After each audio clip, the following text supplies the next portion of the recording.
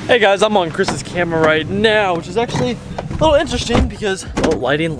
Okay, I'm not with Chris right now. I'm actually going to get him at Chick-fil-A, but today we're surprising my grandma with a Nigerian dwarf goat, which is very similar to a pygmy goat, but it doesn't have more or less like a pot belly. Should be interesting. I just thought I'd film this because I have his camera, and why not? So yeah, see you guys in a minute. I also got to figure out something else to say because people are giving me stuff about saying, what's going on, guys? All YouTubers say, what's going on, guys? Well, what else? How are you supposed to say? Like, what are you supposed to, like? Seriously, give me crap. How you guys doing now? Here we go. What's his name? All right, guys. What's going on, Gray Gang? Today we're gonna go out and we're gonna kill a raccoon and we're gonna eat its feet. What's going on, Gray Gang? I'm just kidding. I actually really enjoy Kendall Gray's videos. They're so actually funny. Quite entertaining. Funny. And I love how he starts it.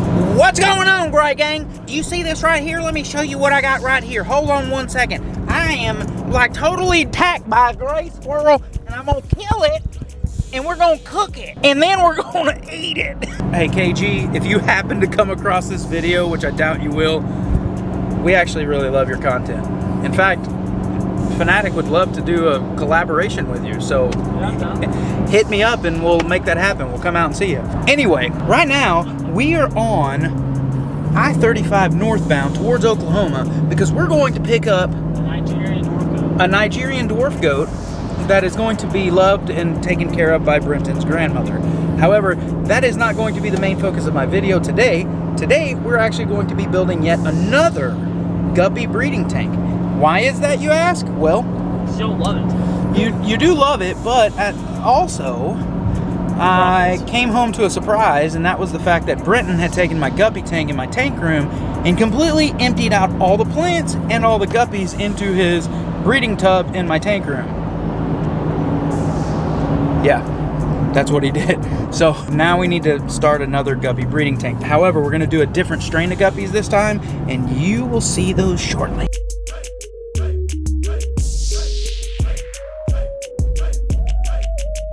All right, so we are back in the fish room today, me and little Max Robert here, and what we're gonna be doing is, since Brenton came into my house while I was out of town and cleared out this guppy tank, took all my plants, and then took the plants and all the guppies and put them into this tub. So as you notice, I have this huge guppy breeding system in my fish room now, which is fine, whatever. But we need to get this guy back going. So what we're gonna do is we're gonna trim some more of these plants out of the blackwater tank and we're gonna move them over into this guppy tank. We are going to actually start breeding a different type of guppy in here. You'll be able to see that in this video today. We're gonna take some of this red rotala and put this back in here. Now I will get this all cleaned up and plant it here in a moment. We're gonna grab some more plants. So we're gonna take a little bit of wisteria. We'll drop that in there. There's a little more over here. I'm gonna try to get all the snails off before I put it in. All right, so we got some wisteria. We're gonna drop some of this in the sand. Now this isn't very tall yet, but this stuff grows so fast. That will get pretty big pretty quick. We have some more up here. This does not have a root ball in it. It was just floating. And as you can notice, there is actually a root system right here. And that's the way it kind of expands. So the bottom part of this may not survive, but the top part definitely will.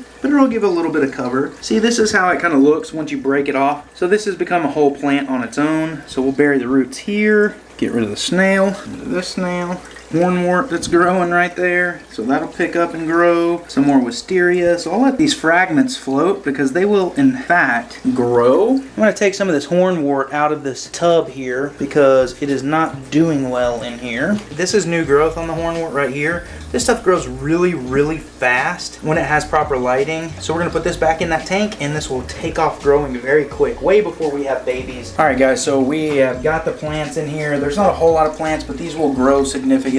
So what we have up here is some hornwort, the red rotala, and some of this wisteria down here.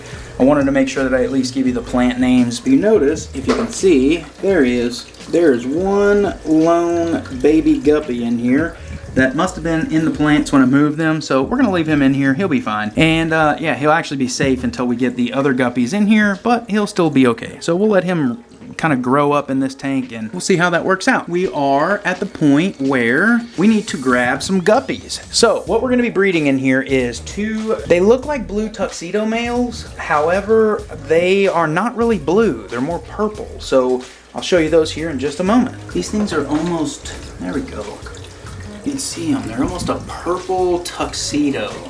Very, very pretty males. And yeah, this one on the smaller one right there actually has some orange because he is a crossbreed between a purple female and an orange male cobra guppy. So we're gonna see what these guys can produce, and we're gonna probably put about 4 to 6 female tequila sunrise guppies, and I will show you what those look like. So we currently have 2 blue swordtail males, 2 lyre tail males, we have 2 blue tuxedo males, and then we have about 6 tequila sunrise females. Now, what will actually be happening is I'm going to remove these 4 males that I just added, these 2 blue swordtails, as well as these 2 blue lyre tails, leaving only the 2 blue tuxedos and the 6 tequila sunrise. You see the 4 that are down here. There's a 5th one there, and then there's a 6th one in here somewhere. But we're gonna leave just those 6 with the 2 tuxedo blue males and let those breed in here. We're gonna take the other lyre tails and the sword tails, and we're gonna actually acclimate those into a different tank and put them somewhere else at a later time. All right, guys, well, hopefully you enjoyed that video today. The guppies are really, really pretty. I like breeding the guppies. Max is thoroughly enjoying seeing all the little babies. Aren't you, buddy? You like breeding the guppies? Yeah, super fun, right? What's your favorite color? Probably those ones. Oh, the purple tuxedo color? Yeah, those are really pretty. Let's go ahead and move around and take a look at all the tanks and see how everybody's doing. So there's a blackwater tank, there's neon tetras, snails. Snails that we don't really want.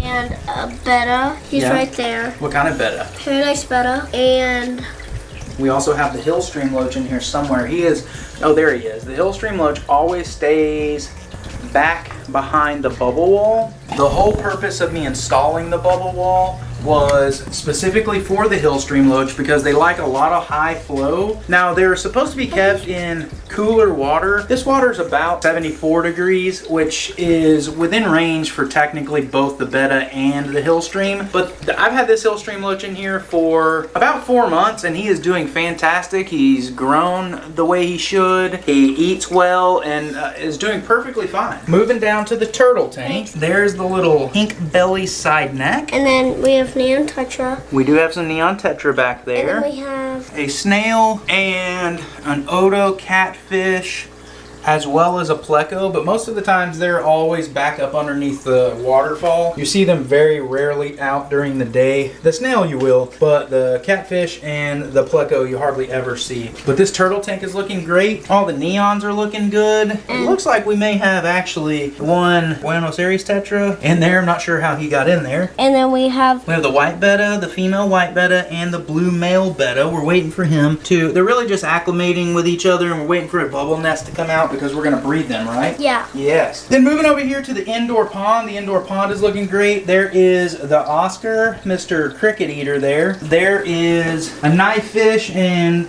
a bunch of pleco, as well as the featherfin catfish. Those are all up under the rocks right now. We have a huge aerator going in here because the Oscar loves to sit over top of this and just chill in the bubbles. He really, really likes that. The Guppy breeding bin is looking good. We need to get a new light for it. This light over here went out, so there's no light currently on it, but we'll get that on there soon. And then taking a look at the saltwater tank. So we have 2 clownfish, 3 of the Banggai cardinals, which we really, really like, with a big, huge algae-eating snail back there. And then under here, you can see a fire shrimp, as well as a brittle star, which is really, really cool. And then our nice big piece of flowing coral, which we really, really like. So everything in this tank is looking good. Let's go check out the other tanks.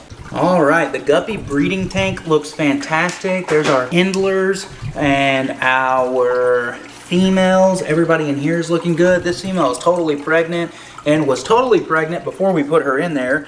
So we will be cycling these babies out as they're born for the first few because we want to get a strain of just the Endler guppy with these purple and orange guppies to see what those turn out like. So everything in here is looking really, really good. So we have albino red-tailed shark, and then we have Cory catfish. Yeah, like 4 Cory catfish. And then we have a red tail. The red-tailed shark, yep, albino red-tailed shark. And then we have a molly. 1 molly. 3 angelfish. 3 angelfish. Yeah, so we have And Billy, we have Zekley, and I think we're gonna name this one Shadow. And then we have a big pleco.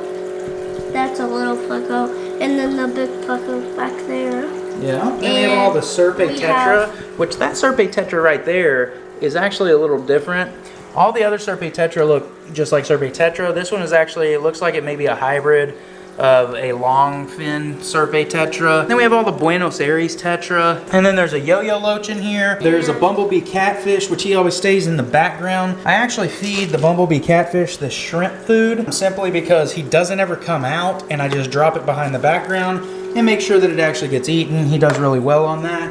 But everything in here looks great. Now, I am gonna tell you, the aerator has been placed in here and the internal carbon filter has been turned off. We are currently medicating this tank. It is looking really bad right now, but we are medicating this tank because this tank, if you notice on this Rasbora, is completely full of ick.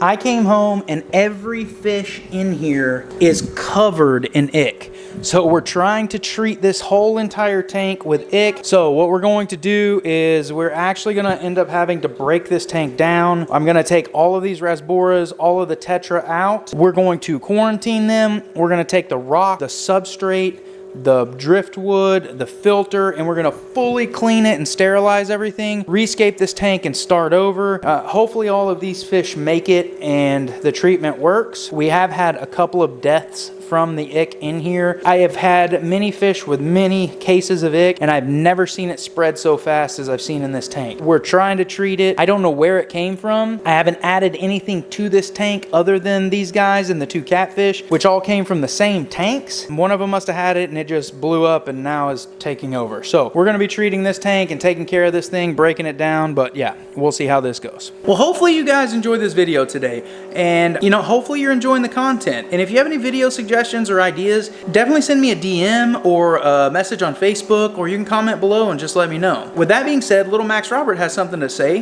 If you haven't subscribed to our channel or followed us on Instagram, do that now. We'll see you next time.